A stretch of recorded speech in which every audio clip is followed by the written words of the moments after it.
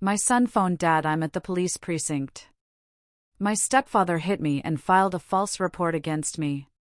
The officers believe him, not me. I asked, which officer? Sergeant Miller, I said. Hang tight 20 minutes. I didn't contact an attorney. I came in wearing my uniform. The sergeant looked up and peed himself. Captain, I had no idea. I ordered. Give me 15 minutes with his stepfather. He began trembling. He's all yours for the entire night. You think you know betrayal? I thought I did. But nothing, absolutely nothing, prepares you for the moment you realize the man you trusted, the man you brought into your family, was secretly a monster, targeting your own son. For 23 years, I, Lucius David, saw the absolute worst of humanity. 3 tours in Afghanistan before that? They prepped me for violence. But let me tell you, nothing prepares a man for the bureaucratic nightmare of divorce. Especially when your ex-wife remarries a guy who smiles too much and drinks too little. Always a bad sign, in my experience. I was in my office at the precinct, the afternoon sun slicing through the blinds like prison bars across my desk. 46 years old, and I carried my authority easy, like a second skin. Every stripe I'd earned with blood and competence. My uniform was sharp, posture ramrod straight. But if you looked closely, you'd see the warmth, a rare warmth, reserved for only 3 people, my son, Blake, my partner of 15 years, and my late mother, Captain David. My officer, Sandy Ollie, poked her head in. Captain? The mayor's office called again about the community outreach program. Tell them I'll have the proposal by Friday, I grunted, not looking up. Gang activity was spiking in the East District, and 2 of my best detectives were out on paternity leave. Anything else? Your ex-wife called, Ollie said, her voice a little hesitant. Said something about Blake's football game Saturday. She sounded tense. My jaw tightened. Carmela always sounded tense these days. Ever since she'd married Guy Edwards 2 years ago. The guy was a successful contractor. Too successful, in my opinion. Nobody built that fast, that profitably, without cutting corners somewhere. I'll handle it. I waved Ollie away and picked up my personal phone. 3 missed calls from Carmela. All within the last hour. Before I could dial back, my phone rang. Blake's number. My son. Hey, champ, you okay? I felt my shoulders ease at the sound of his voice, but only for a second. Dad, yeah, I'm fine. Just, can we talk? Not on the phone. Blake was 16, a sophomore, inherited my build, his mom's dark eyes. He'd been distant lately. I'd attributed it to teenage rebellion, first girlfriends, the usual chaos. But something in his voice, it triggered that instinct, the one that kept me alive in Helmand Province. I can pick you up in 20. Usual spot. No. His voice dropped. Can you meet me at Uncle Byron's garage instead? I don't want to be home right now. Uncle Byron. My younger brother. The only mechanic in the city who could resurrect a '67 Mustang from a pile of rust and regret. Blake had spent countless afternoons there since the divorce, learning to rebuild carburetors, change timing belts. A safe haven. I'm on my way. I grabbed my jacket, told Lieutenant Caldwell, my second in command, I'd be out for an hour. Caldwell, a barrel-chested man with 20 years on the force, just nodded. He knew better than to ask questions when I got that look. The garage sat in an industrial area, a forgotten pocket. Byron had bought it for nothing 15 years ago, turned it into a sanctuary for classic cars and lost causes. When I pulled up, Blake was sitting on the hood of a Chevelle, shoulders hunched, staring at his phone. Blake. He looked up. That's when I saw it. A purple shadow blooming under his left eye, half hidden by carefully arranged hair. Don't freak out. He slid off the hood, hands raised. It's not as bad as it looks. My training kicked in before my rage. I approached slowly, gently. Turned his face to the light. The bruise was fresh, maybe 3-4 hours old. Finger marks on his upper arm, barely visible under his sleeve. Blake. Son, who did this to you? His eyes filled with tears, though he was too proud to shed them. We got in an argument about the game Saturday. I talked back, and he grabbed me. Shoved me against the wall. Said I was disrespectful, that Mom lets me get away with murder, that someone needed to teach me discipline. His voice cracked. I pushed him back, just once. And he lost it. My blood temperature dropped to somewhere near absolute zero. This was what the old guys called combat calm. That crystalline clarity that hits right before all hell breaks loose. Where's your mother? She was at her sister's. She doesn't know yet. He told me if I said anything, he'd make sure I never saw you again. Said he had friends in family court. That he could prove you're an unfit parent because you're never around. I pulled Blake into my arms. Felt him shake against my chest. Did you hit him back? No. I left. Grabbed my bike. Came here. He pulled away, swiping at his eyes. I'm sorry, Dad. I shouldn't have provoked him. I know Mom's happy with him and I don't want to mess that up. Stop. I gripped his shoulders, made sure he looked me in the eye. You did nothing wrong. A grown man put his hands on you. That's assault. That's unacceptable. But Mom, I'll handle your mother. Right now, I need you to do exactly what I say. We're going to the hospital, getting you checked out. Then we're documenting everything. Blake nodded. And I saw the trust in his eyes. That absolute faith that Dad would fix this. Dad would make it right. It was a weight I'd carried since the day he was born, and one I'd carry until my last breath. What I didn't tell him was that Edwards had just made the biggest mistake of his life. Because there were rules in my world. Laws I upheld. Codes I lived by. But there was one rule that superseded everything else: you don't touch my son. Chapter 2. The Other Side. Carmela Edwards, formerly Carmela David, stared at her reflection in her sister's bathroom mirror. Tried to convince herself the tightness in her chest was just anxiety about Blake's football game. She'd been on edge all day, ever since the argument at breakfast between Blake and Gwa. You okay in there? Her sister, Elena, called through the door. Yeah, just give me a minute. She splashed cold water on her face. At 43, Carmela had aged gracefully. Yoga, expensive skincare, and the comfortable life Gwa provided. She'd married him because he was everything Lucius wasn't. Present. Attentive. Financially stable without the constant threat of a bullet ending it all. No more 3 a.m. calls about officer-involved shootings. No more waiting up, wondering if today was the day she'd become a widow. But lately, Gwa had been different. Shorter temper. Drinking more. Working later hours. And his relationship with Blake had deteriorated from cool to hostile over the past 6 months. Her phone buzzed. Lucius. She almost didn't answer.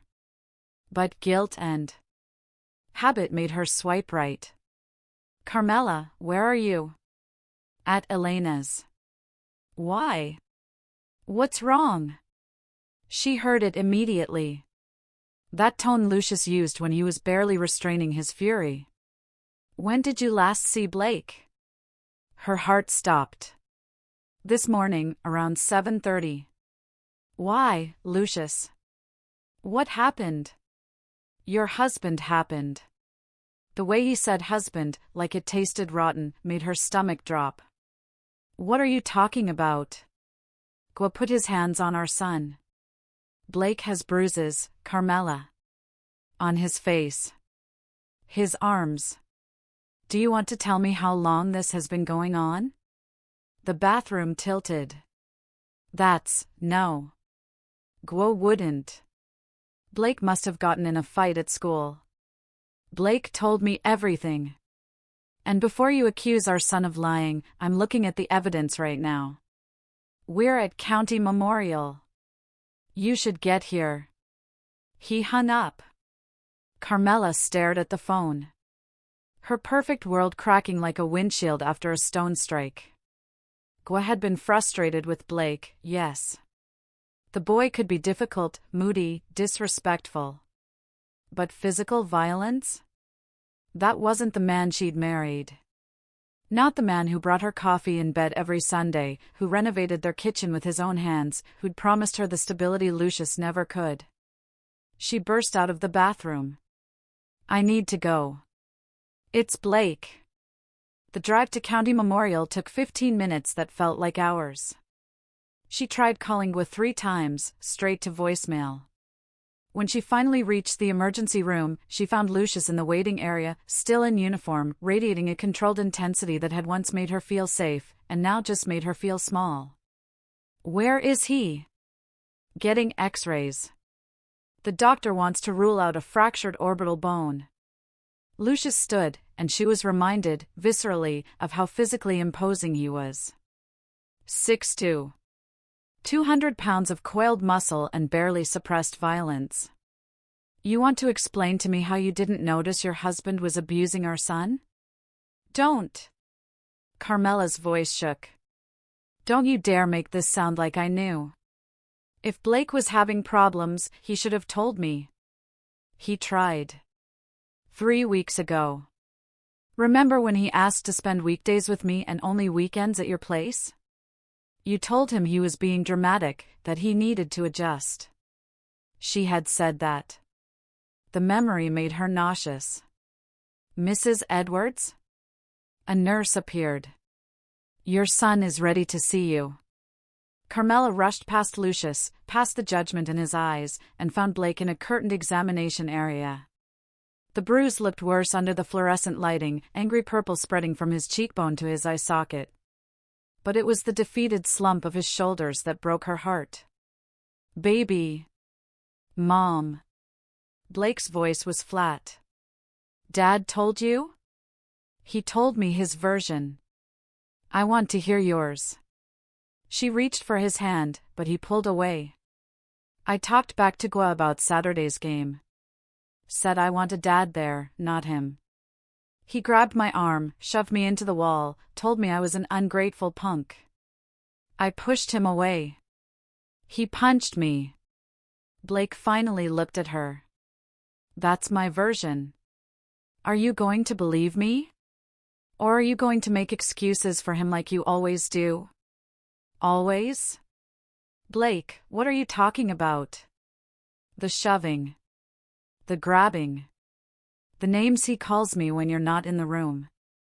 The way he goes through my phone, my backpack. Controls everything I do. I've been telling you for months that something's wrong, but you don't want to see it. You're so happy to have your perfect husband and your perfect house that you don't care what he does to me. Each word was a knife. Carmela felt tears streaming down her face. Blake, I swear I didn't know. Yeah, well, now you do. The curtains swept open. Lucius and a doctor entered, followed by a woman in a blazer with a CPS badge clipped to her belt. The social worker's presence made everything horrifyingly real. Mrs. Edwards, I'm Whitney Shaw from Child Protective Services. I need to ask you some questions about your household. The next hour was a blur of interrogation, medical reports, and the slow, agonizing realization that she'd failed her son. Failed to see what was happening under her own roof. Failed to protect him from a man she'd brought into their lives. When it was over, Blake was released into Lucius's custody, pending an investigation. Temporary, the social worker said, but the look Lucius gave her promised this was permanent. Carmela.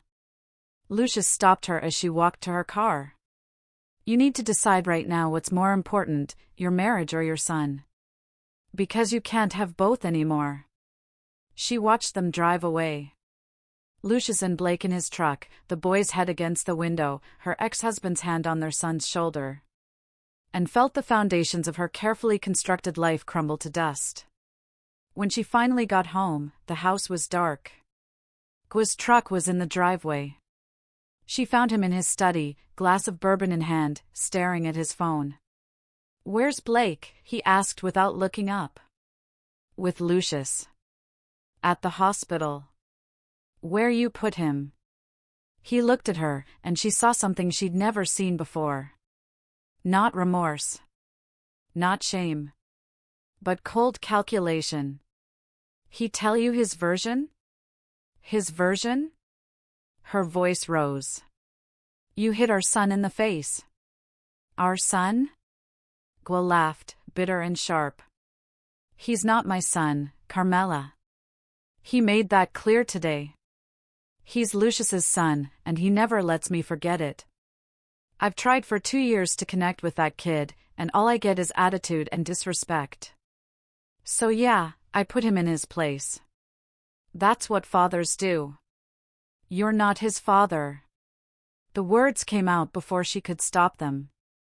Something dangerous flickered across Gua's face. "Yeah, I'm starting to realize that." He drained his bourbon. "Your ex is going to come at me for this, you know that, right? Captain Lucius David. War hero. Decorated officer.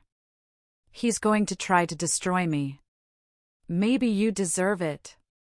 Gua stood. And for the first time in their marriage, Carmela felt afraid. "Be very careful whose side you choose here. Because if you think Lucius is going to welcome you back with open arms, you're delusional.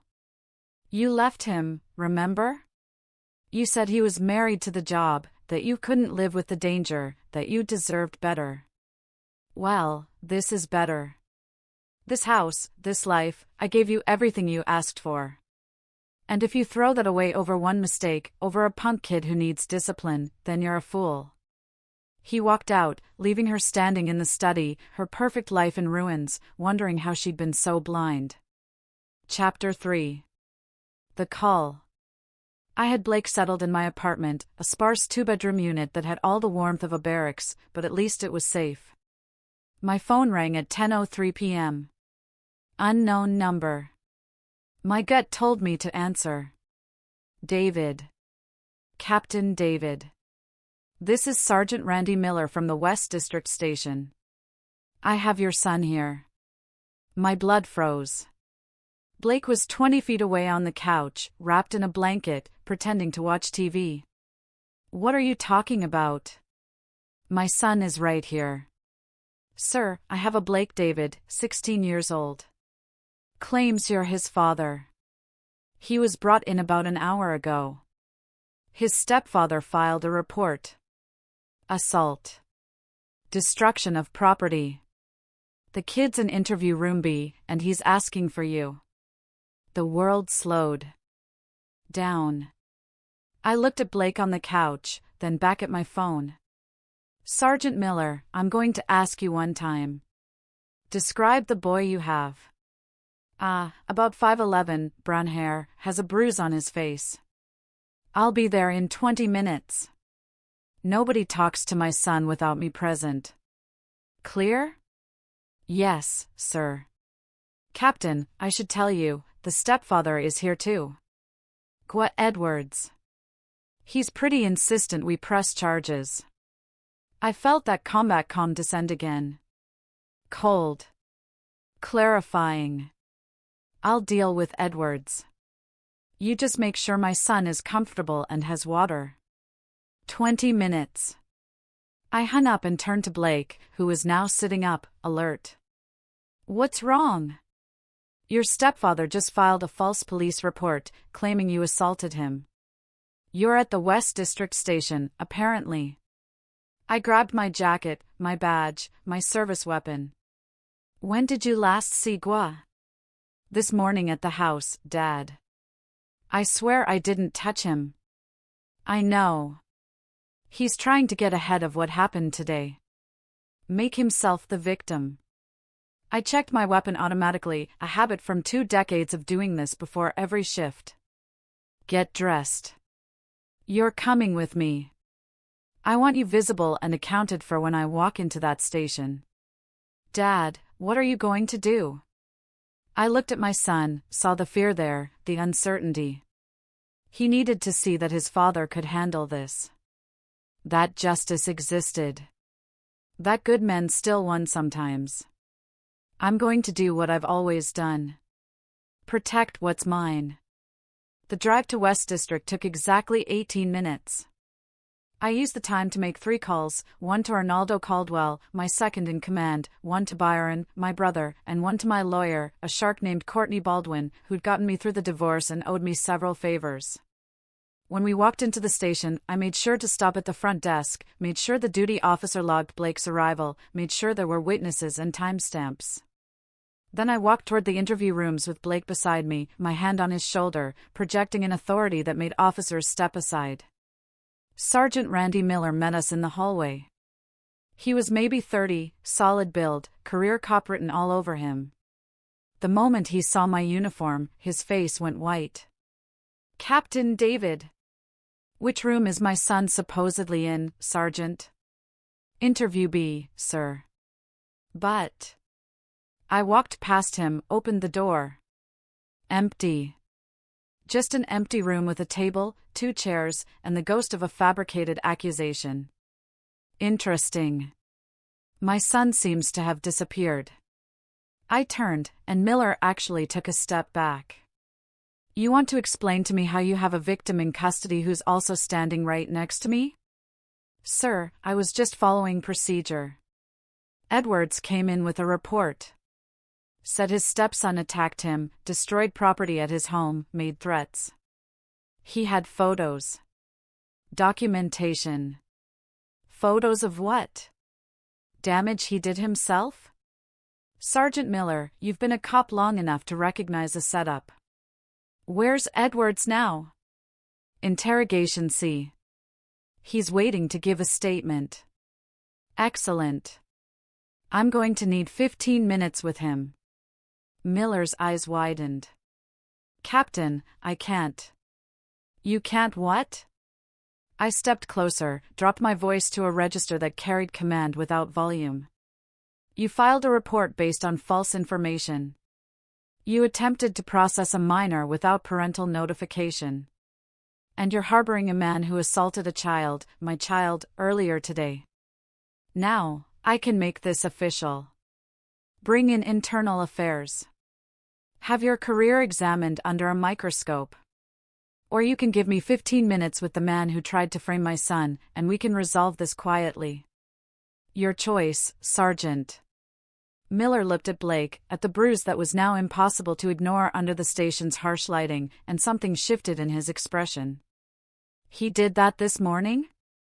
Hospital records are already filed. X-rays. Doctor's statement. CPS report. All time-stamped. So when Edwards claims my son attacked him today, you can see the problem. Jesus. Miller ran a hand through his hair. Captain, I didn't know. He came in all professional, had his story straight, seemed credible.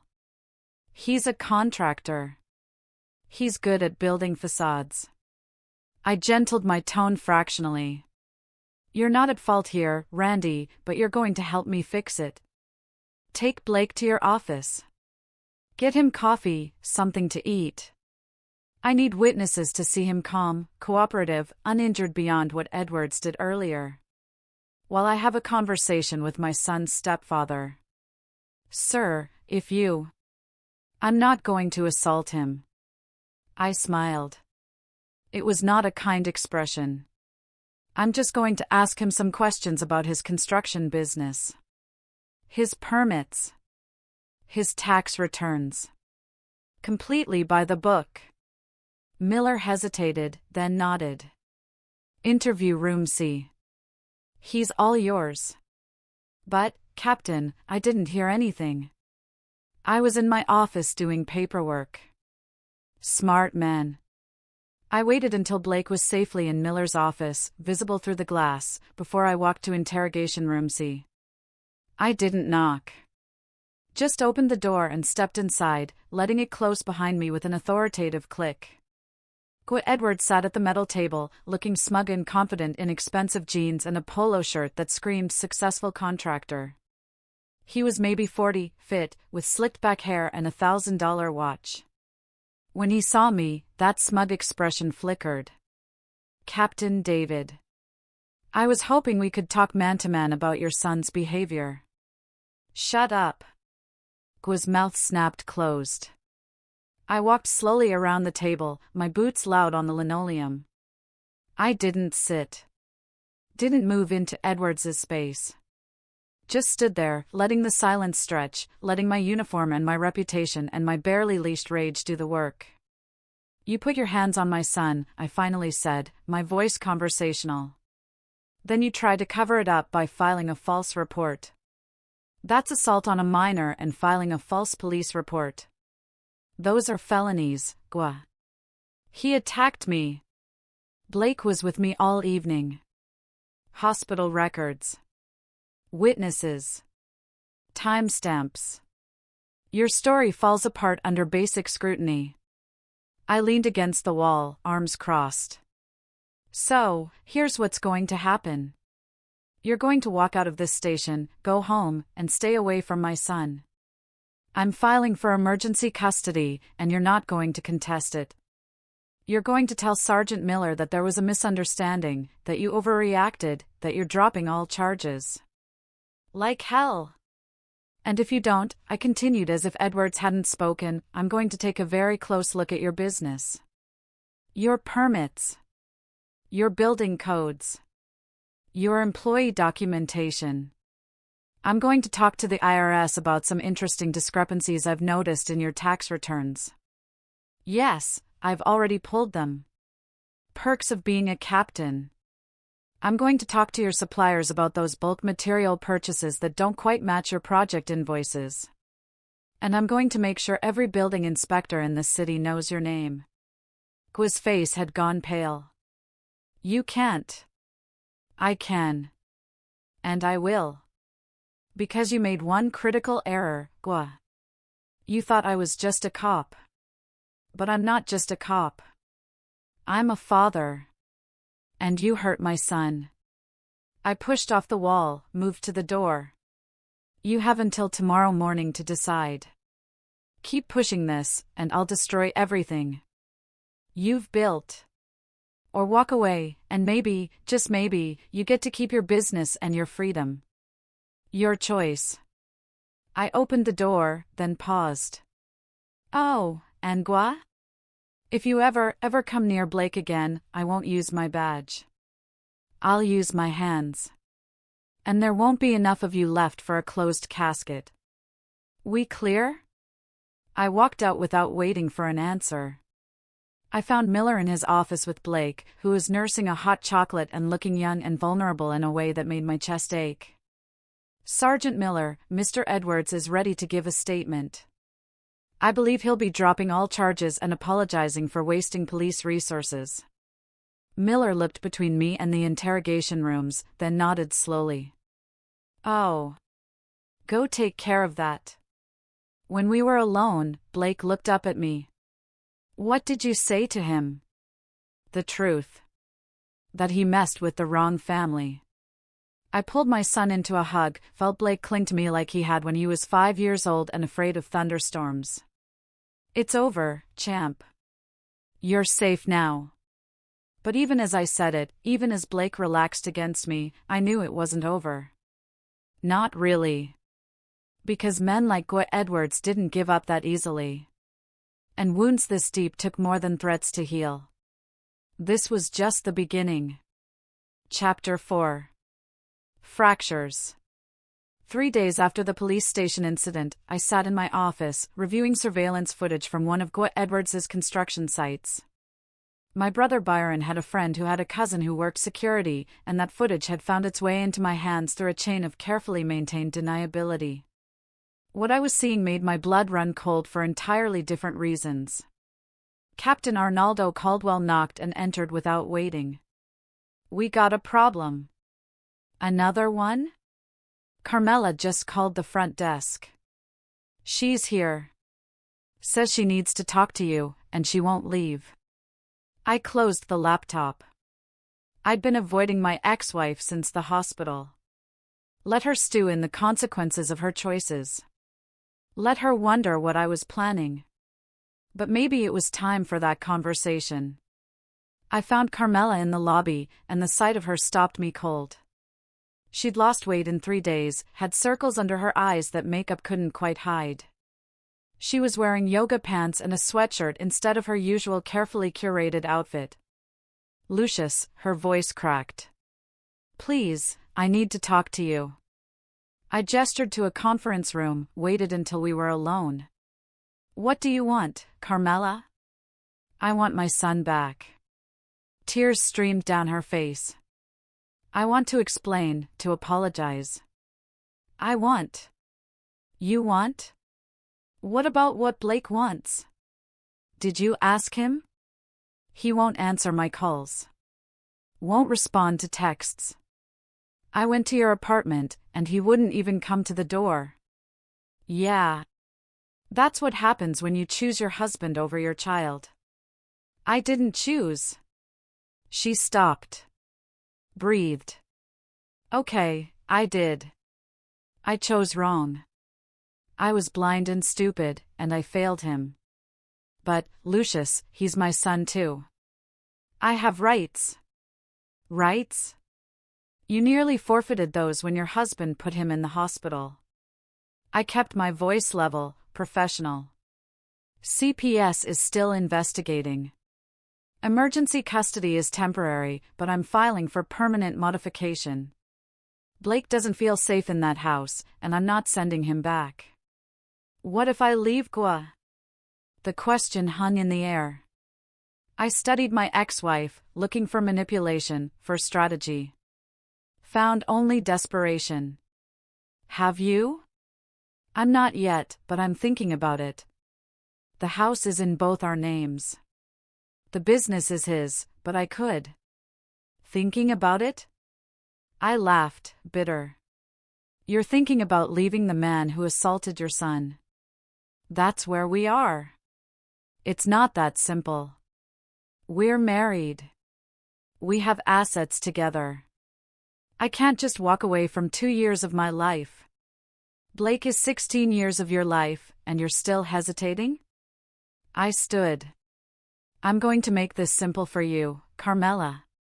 You want to be in Blake's life? You want him to answer your calls? Then you prove you've changed. You leave Edwards. You get therapy. You spend every day earning back the trust you destroyed.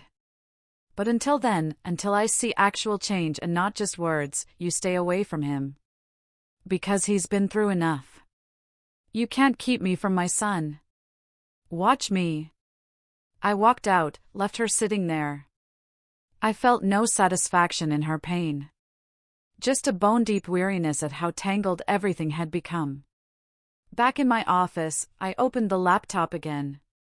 The surveillance footage showed something interesting. Edwards meeting with 3 men in hard hats at a construction site on the east side. The same site where, according to permits, no construction was supposed to be happening for another 2 weeks. The same site where, according to my digging, building inspections had been mysteriously passed despite obvious code violations. My phone rang. Courtney Baldwin, my lawyer. "Lucius, we have a problem." "Another one?" "Edwards is countersuing for defamation and harassment. Claims you threatened him at the police station, that you're abusing your position to intimidate him, and he's filing an ethics complaint with the department." "He's what?" "It gets worse. He's claiming Blake has been violent at home for months. That you've been coaching the boy to lie, and that the whole thing is a custody play on your part. He's got documentation, texts, photos, witness statements from neighbors." I felt ice settle in my gut. He's been planning this since before he hit Blake. Probably. This guy's smart, Lucius. He knew you'd come after him, so he built a defense ahead of time. We need to be very, very careful here. After she hung up, I sat in the dark of my office and realized I'd underestimated Guy Edwards. The man wasn't just an abuser covering his tracks. He was a predator who'd been orchestrating this entire scenario. Maybe from the beginning. The question was, why? That night, after Blake was asleep, I called in a favor from an old army buddy who now worked private investigation.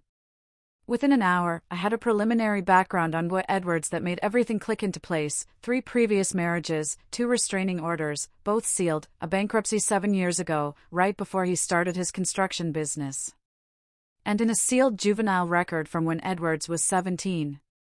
Sealed records stayed sealed for good reasons. But I also knew people who could unseal them, off the books, no questions asked. It would cost me. Maybe even cost me my badge if it came out. But my son was more important than my career. I made the call. Chapter 5. Revelations.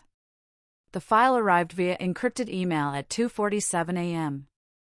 I was still awake, had been for hours, digging through public records and construction permits, trying to find a thread that would unravel Guy Edwards' carefully constructed life. What I found in that sealed juvenile file made me reach for my phone to call Carmela, then stop. Because what I was reading wasn't just evidence.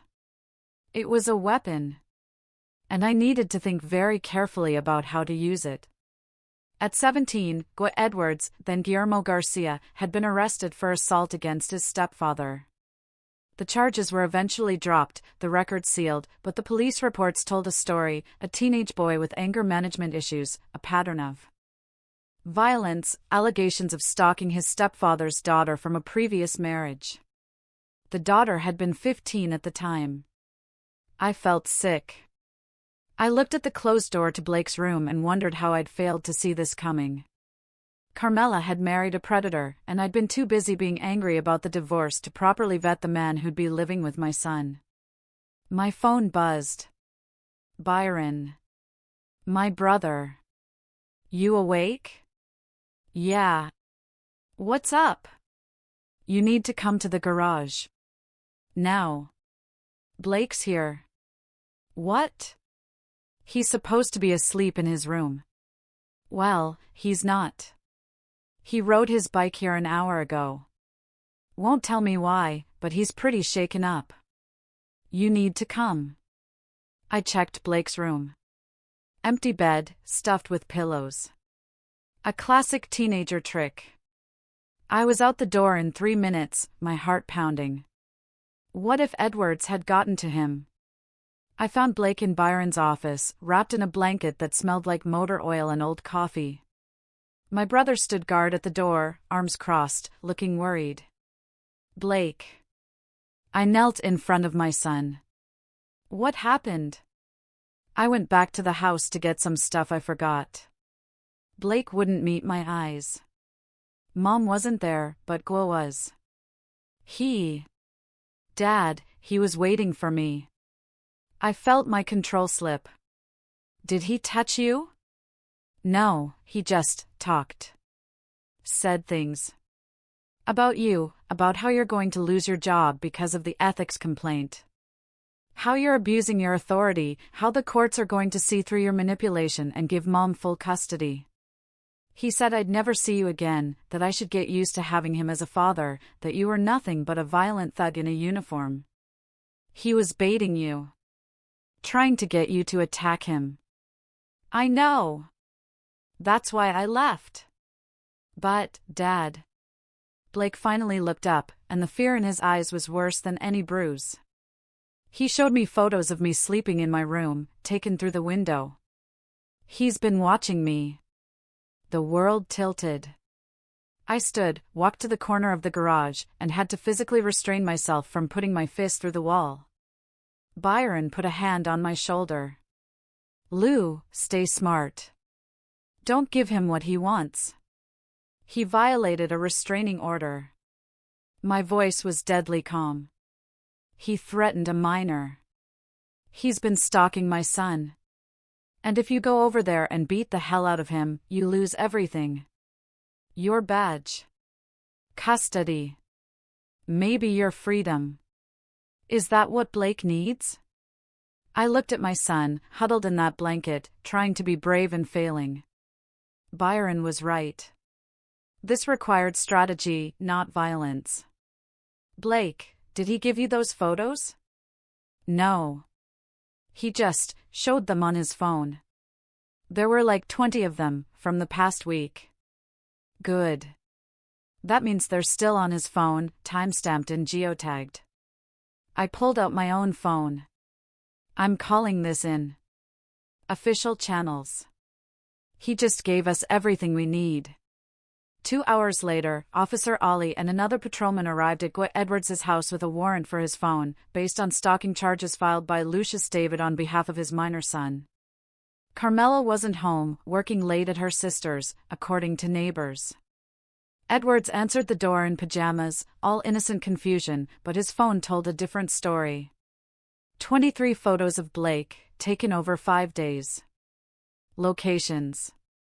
Timestamps. Angles that showed Edwards had been following the boy, watching him, building a file. And in the metadata, my investigator found something else. Photos of other teenage boys going back years. Captain David. Ollie called me aside. You need to see this. Edwards isn't just stalking Blake. We found 3 other victims in his phone. One's from his previous marriage. Another's a neighbor's kid. The third, we don't know yet. But this is a pattern. I felt vindication and horror war in my chest. Enough for an arrest? More than enough. Stalking. Harassment. Child endangerment. We can hold him for 72 hours while we build the case. You want to be here when we pick him up? No. I looked at Blake, asleep on Byron's office couch, exhausted from fear and adrenaline. I want to be with my son. But Ollie, make sure he knows why he's going down. Make sure he knows he should have left my family alone. The arrest happened at 7:15 a.m., while Edwards was drinking coffee and probably planning his next move against me. Carmela got the call at 7:47 from a lawyer Gua had on retainer. By 8 o'clock, she was at my apartment, pounding on the door. Lucius, open up. What did you do? I opened the door, stepped into the hallway so Blake wouldn't hear. I did my job. Your husband is a predator. He's been stalking Blake, photographing him, and we found evidence he's done this before. He's in custody. And if I'm right, he's looking at 5 to 10 years minimum. Carmela's face crumbled. This isn't happening. This can't be. It is. And Carmela, you need to make a choice right now. You can stand by Edwards. Hire lawyers. Fight this. But you can't do both. She slid down the wall, sat in the hallway of my apartment building, and sobbed. I didn't know. I swear to God, Lucius, I didn't know. I believe you. But Blake doesn't. And that's what matters. I softened fractionally. You want to fix this? You start by telling the prosecutors everything. Every red flag you ignored. Every moment you chose Edwards over Blake. You give them ammunition to put him away for good. That's how you start earning your son back. She nodded, tears streaming down her face.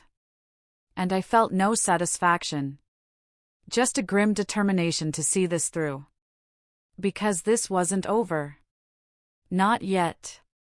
Men like Edwards had contingency plans. Had resources. Had lawyers who knew how to muddy water and create reasonable doubt. The arrest was just the beginning. The real war was about to start. Chapter 6. The Trap. Edwards made bail in 48 hours. His lawyer, a slick operator named Tanner Mata who specialized in defending the indefensible, argued that the photos were innocent, that Edwards was concerned about his stepson's whereabouts, that the metadata was circumstantial. The judge, a tired woman 3 weeks from retirement, set bail at $50,000 and released him with an ankle monitor and a restraining order. I got the call from the prosecutor, a bulldog named Julia Walsh, who'd put away more predators than anyone in the city. "I'm sorry, Lucius. I pushed for no bail, but Mata's good.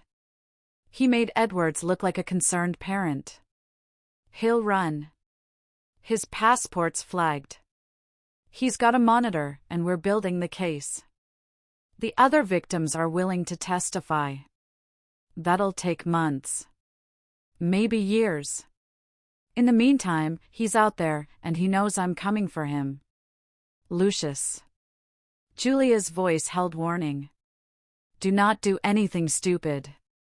We have him. Let the system work." But I'd spent 23 years watching the system work. And I knew its flaws intimately. I knew how evidence got suppressed, how victims got intimidated, how men with money and good lawyers walked free while good people suffered. I wasn't going to let that happen. Not to Blake. Captain Arnaldo Caldwell appeared in my office doorway. "We have a situation." Anonymous tip came in about Edwards's construction sites. Claims he's been using undocumented workers, ignoring safety codes, paying off inspectors. Could be nothing. Or, it could be exactly what we need. I grabbed my jacket. "Give me a warrant for his business records. Everything. Payroll, permits, inspection reports. I want to bury him under so many charges he never sees daylight again. Lou, man, you need to be careful. His lawyer's already crying harassment. IA is watching you. Then they can watch me do my job." I headed for the door, then stopped. "Arnaldo, you've been my partner for 15 years. You don't have to follow me on this. If it goes bad, I don't want you caught in the fallout." Caldwell stood, grabbed his own jacket. "That kid of yours used to bring his science projects to the precinct. Showed me how to build a volcano when he was 8. You think I'm going to let some predator walk free? I'm with you. Wherever this goes." The warrant came through by noon. By 2 p.m., I had a team of officers at Edwards's main construction site, the luxury condo development on the east side that had been fast-tracked through every permit process, every inspection, every bureaucratic hurdle. What they found was worse than I had hoped for. Structurally unsound foundations. Electrical work that violated a dozen safety codes. Materials that didn't match the building plans. And in the site office, a set of books that showed Edwards had been cooking numbers for years, overbilling clients, underpaying workers, skimming materials, and pocketing the difference. Captain David, one of the officers, called from the basement level. "You need to see this." I climbed down into the foundation area, my flashlight cutting through the gloom. The officer pointed to a section of wall where concrete had been poured but hadn't yet set properly. "Look at the rebar placement. It's all wrong. This whole building could collapse in a moderate earthquake." And according to the inspection reports, this past structural review 3 weeks ago. I photographed everything, called in a city building inspector who wasn't on Edwards's payroll, and by 4 p.m., I had enough evidence to shut down every project Edwards had in progress. Financial fraud. Reckless endangerment. Bribery of public officials. The charges would multiply like bacteria in a petri dish. But still, it wasn't enough. Because Edwards had contingency plans, offshore accounts, properties in his mother's name. He could walk away from the business, declare bankruptcy, and disappear into a comfortable life somewhere warm while Blake lived with nightmares. I needed something bigger. Something permanent. That night, I met with my brother Byron and Courtney Baldwin, my lawyer, in Byron's garage. Blake was at a friend's house, a carefully supervised visit I'd arranged to give the kids some normalcy. Okay. Courtney spread files across Byron's desk. Here's where we stand legally. The stalking charges are solid. The construction fraud is building. But Mata is good, and Edwards has money. He could drag this out for years. And there's always the chance he beats some charges, plea bargains on others, serves minimal time. That's not acceptable, I said flatly. Then we need to think outside the law. Byron leaned back in his chair. I'm not saying we do anything illegal, he clarified. I'm saying we need to get creative. What do you have in mind? Byron grinned. And I was reminded that my younger brother hadn't always made his living fixing cars. Before he'd gone straight, Byron had run with a rougher crowd. Had connections that spanned the gray areas between legal and criminal. Edwards has enemies. Lots of them. Contractors he undercut, workers he screwed over, clients he defrauded. What if some of those enemies decided to come forward? What if the press got interested in the story? A predatory contractor who stalked his stepson while building death traps that could collapse on families. Media pressure, Courtney said slowly. Public outcry. Make it politically impossible for any DA to offer a plea deal. And more than that. Byron pulled up something on his laptop. Edwards owns 3 properties outright. One's the house where he lives with Carmela. The other 2 are rental properties that generate his cash flow. What if those properties suddenly had very expensive problems? Plumbing disasters. Electrical fires. Foundation issues that require immediate and costly repairs. That's destruction of property, I said.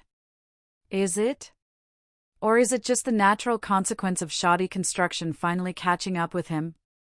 You've seen his work. Those properties are probably already disasters waiting to happen. What if someone just accelerated the timeline? I looked at my brother, at the lawyer who was carefully not expressing an opinion, and felt the weight of the choice in front of me. I could play by the rules. Trust the system. Hope that justice prevailed. Or I could fight fire with fire. Use Edwards' own weapons against him. How soon can you make it happen? Give me a week. And, Lou? Once we start this, we can't stop. Edwards will know it's us. He'll fight back. This could get ugly. It's already ugly. Let's finish it. Chapter 7. The House of Cards.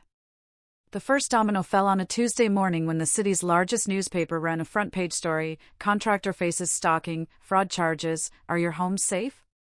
The article detailed Guy Edwards' arrest, the photos of Blake, and crucially, included interviews with 3 former employees who described systematic safety violations, financial fraud, and a pattern of intimidation. By noon, Edwards' phone was ringing off the hook. Clients demanding refunds. Investors pulling funding. City councilors calling for investigations. His carefully constructed empire was shaking. The second domino fell that night when a pipe burst in his primary rental property, a 6-unit building that housed 2 families with young children. The water damage was catastrophic, requiring immediate evacuation and tens of thousands in repairs. The building inspector who showed up found so many code violations that he red-tagged the entire structure.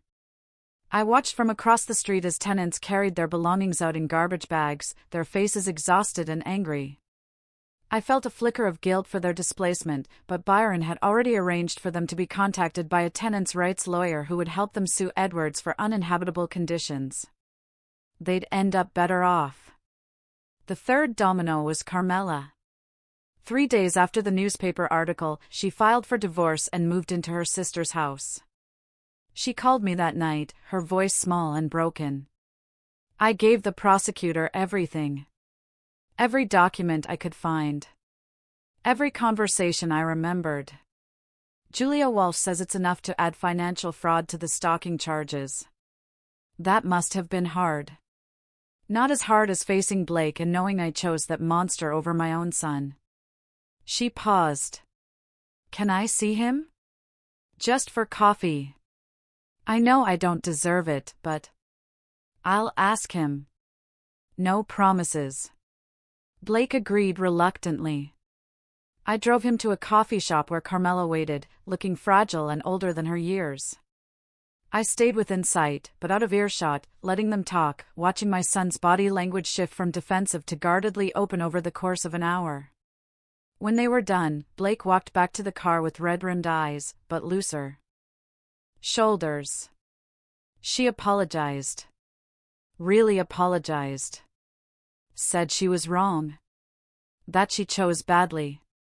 That she understands if I never forgive her. Do you want to forgive her? I don't know. Maybe eventually. But, Dad, she gave the prosecutor everything.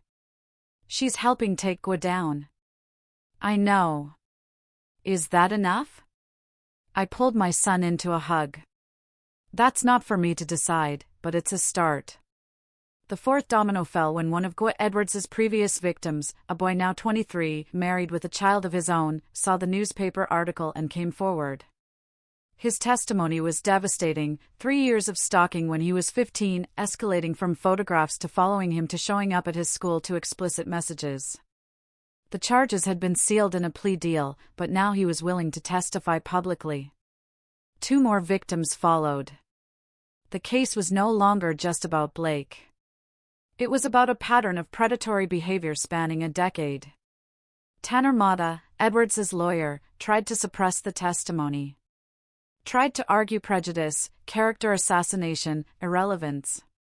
But Julia Walsh was relentless, and the judge, newly motivated by public pressure and media scrutiny, denied every motion. The trial date was set for 6 weeks out. Edwards would stand trial for stalking, fraud, child endangerment, and a dozen related charges. If convicted on all counts, he was looking at 15 to 20 years. But I knew convicted men still had appeals. Still had lawyers. Still had ways to fight back. I needed Edwards not just in prison, but destroyed, so thoroughly ruined that he'd never threaten Blake again. That's when Byron called with the final piece. Lou, you need to hear this. I have a friend who worked on Edwards' construction crew 5 years ago. He's willing to testify that Edwards intentionally cut corners on a residential build in 2020. The foundation was never properly reinforced, and Edwards knew it. The family that bought that house? Their 10-year-old daughter was injured when part of the deck collapsed last year. Does the family know Edwards was responsible? Not yet. But they could, if someone pointed them in the right direction. I felt the trap closing. Give me the family's contact information. And Byron, thank you. He's our kid. Our family. I'd burn the world down for you too. Byron's voice was fierce. Now, go finish this. Chapter 8. The Reckoning. The trial of Gwa Edwards began on a cold Monday in November. The courtroom was packed: media, victims, former employees, and every cop in the city who had a grudge against predators who abused their position. I sat in the front row, Blake on one side, Carmela on the other, a united front despite all the history between us. Julia Walsh's opening statement was surgical. She outlined the pattern of stalking, the photos of Blake, the testimony from previous victims. She detailed the construction fraud, the building code violations, the bribery. And then she played her final card, the family of the injured girl, suing Edwards in civil court and willing to testify about the collapsed deck, the negligent construction, the permanent injury their daughter sustained. Tanner Mata tried to counter, painting Edwards as a misunderstood businessman, a concerned stepfather, a victim of a vengeful ex-husband with a badge. But his voice lacked conviction, and the jury, 8 women, 4 men, mostly middle-aged, mostly parents, stared at Edwards with undisguised contempt. The prosecution's case took 3 days. Victim after victim testified to Edwards' stalking, his manipulation, his predatory behavior. Construction workers detailed the fraud, the corner cutting, the intimidation. Building inspectors admitted to taking bribes. The father of the injured girl broke down on the stand, describing his daughter's months of physical therapy, the surgeries, the trauma. Through it all, Edwards sat impassive, his expensive suit and calm demeanor a mask over whatever darkness lived beneath. But I saw the cracks, the way his hand shook when the photos of Blake were displayed, the tightness around his eyes when former employees detailed his cruelty, the moment of pure rage when Carmela took the stand and methodically destroyed his character. On the fourth day, Tanner Mata called Edwards to testify in his own defense. It was a gamble, and I knew why. Edwards was charismatic, articulate, and Mata was hoping he could charm the jury. But Julia Walsh was waiting. She let Edwards tell his story, the concerned stepfather, the misunderstood businessman, the victim of a vindictive ex-husband. She let him paint himself as sympathetic, reasonable. And then she went for the throat. Mr. Edwards, you claimed these photos of Blake David were taken out of concern for his safety. Is that correct? Yes. He was sneaking out at night, hanging around dangerous areas. These dangerous areas. Julia pulled up a map on the courtroom screen. Could you identify them? Edwards pointed to various locations, the coffee shop near his father's apartment, the library, his uncle's garage, Byron's place of business. These don't seem particularly dangerous to me, Mr. Edwards. Would you characterize a library as a dangerous area? It's not about the location. It's about who he was meeting. Who was he meeting? I don't know. That's why I was monitoring him. So, you were monitoring a minor child, not your biological son, without his knowledge or consent, because you were concerned about hypothetical meetings with hypothetical people in public locations like libraries and coffee shops? The jury shifted. Edwards's lawyer objected, but the damage was done. Julia continued, Mr. Edwards, let's talk about your previous marriages. How many times have you been married? 3 times, including Carmela. And in your previous 2 marriages, did you have stepchildren?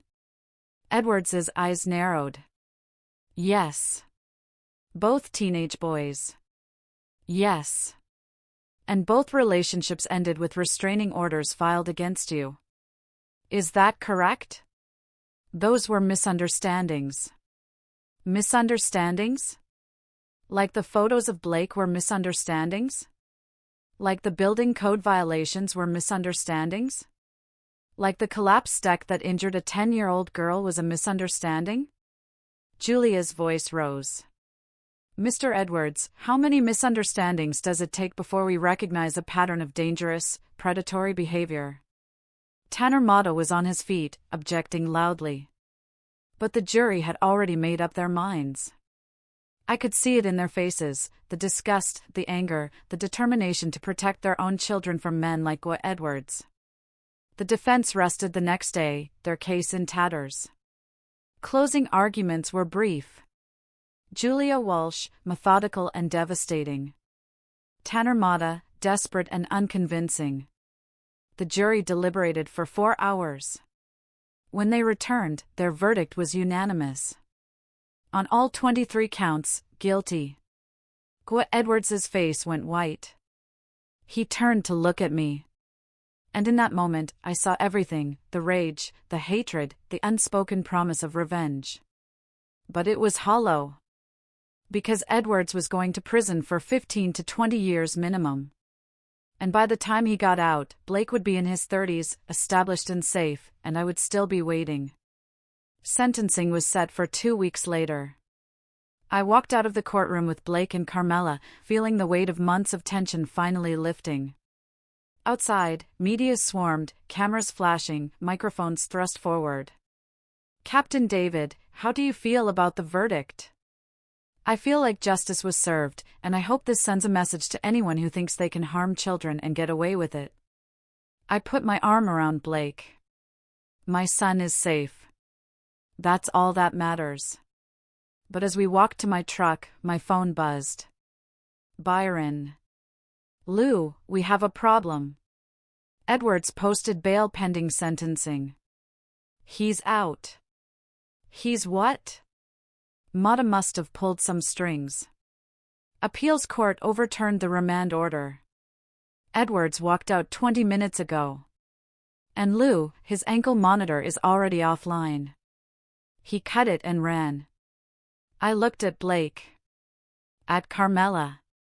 At the life we'd been trying to rebuild. And felt cold certainty settle in my chest. Edwards wasn't going to go quietly. He was going to come after us. One last desperate act of vengeance. Get Blake somewhere safe. Now. I was already moving toward my truck. Byron, I need you to take him and Carmela to the cabin upstate. Don't tell me where, exactly. Just go. What are you going to do? What I should have done from the beginning. I'm going to end this. Chapter 9. Final Justice. I had hunted men before. In Fallujah. In Kandahar. In the dark streets of the city's worst neighborhoods. I knew how predators thought. How they moved. Where they ran when cornered. And I knew Edwards would come for me first. Not Blake. Not Carmela. But me. Because Edwards understood that to truly hurt me, you didn't kill me. You killed what I loved while I watched. Which is why I went home alone. Sent Blake and Carmela away with Byron. And waited. My apartment was dark when I arrived at 10 p.m. I didn't turn on the lights. Just moved through the familiar space, checking windows, setting up sightlines, preparing for war. My service weapon was locked in the safe, per department regulations. The shotgun I bought for home defense was not. I sat in the dark and waited. Edwards came. At 2:17 a.m. I heard the lockpicks working on my door. Heard the careful footsteps in the hallway. Watched as Edward slipped inside, a shadow against shadows, holding something that glinted in the ambient light. A knife, of course. Up close and personal. Maximum suffering. I know you're here, Captain. Edwards's voice was steady, almost conversational. I know Blake isn't. You sent him away. Smart. But that just means we get to have our conversation uninterrupted. You destroyed my life. My business. My marriage. My freedom. All because your son couldn't handle a little discipline. All because you couldn't accept that Carmela chose me over you. You stalked and abused a child. My voice came from the darkness. This was always going to end one way, Gua. Edward spun toward the sound. But I was already moving. 23 years of training. 3 combat tours. 1,000 encounters with violent offenders. I closed the distance before Edwards could react. Swept the knife arm aside. Drove my shoulder into Edwards's sternum. They went down hard, the knife skittering across the floor. I'm going to kill you. Edwards gasped, swinging wildly. And then I'm going to find Blake and your brother and everyone you love. No. I pinned him. Drove a knee into his solar plexus. You're not. I could kill him right now. Claim self-defense. Plant the knife. Call it in. No one would question Captain Lucius David defending himself against a convicted felon who'd broken into his home. It would be justified. Clean. Final. But that wasn't justice. That was revenge. And Blake didn't need a father who was a killer. He needed a father who was better than that. I pulled out my phone. Called it in. This is Captain David. I have an intruder at my residence. Armed with a knife.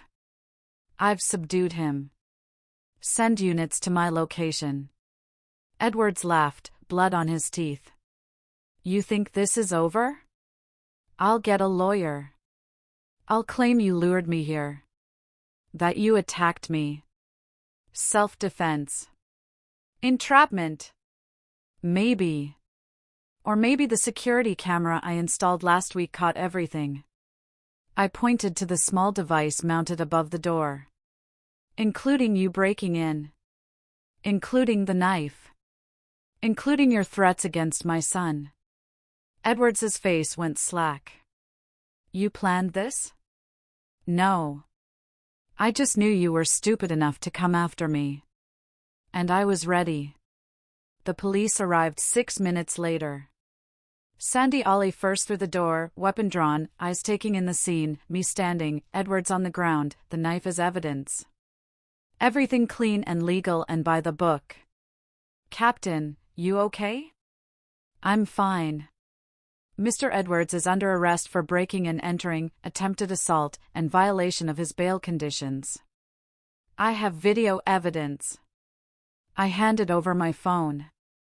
Book him. And make sure his lawyer knows that this time, there's no bail. He's in custody until sentencing, and probably for a long time after. They cuffed Edwards, read him his rights, hauled him out of the apartment. Tanner Mata arrived 30 minutes later, looked at the evidence, and promptly advised his client to accept whatever plea deal the DA offered.